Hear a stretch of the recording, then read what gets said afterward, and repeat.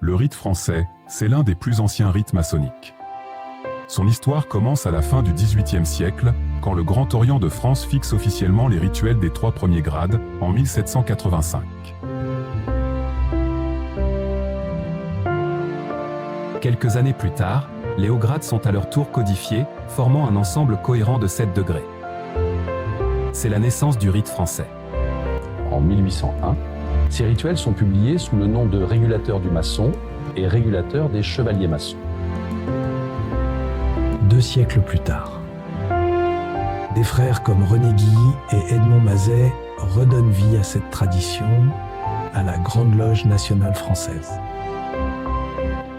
En 1999, un accord vient unir la GLNF et le Grand Chapitre français autour des grades de sagesse.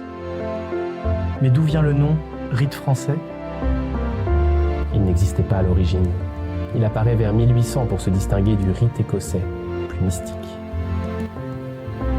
Le rite français, lui, se veut sobre, clair et fidèle à la tradition humaniste des Lumières.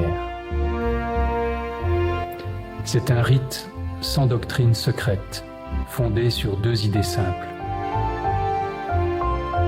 La paternité de Dieu et la fraternité des hommes. Simplicité, convivialité, profondeur spirituelle. Voilà son esprit. Comme le disait Edmond Mazet, au rite français, on fait des choses sérieuses sans se prendre au sérieux. Un rite à la fois ancien et moderne, symbole d'équilibre et de sagesse maçonnique. En vérité, tout cela n'est que l'expression de notre propre regard sur le rite français, tel qu'il est pratiqué à la Grande Loge nationale française.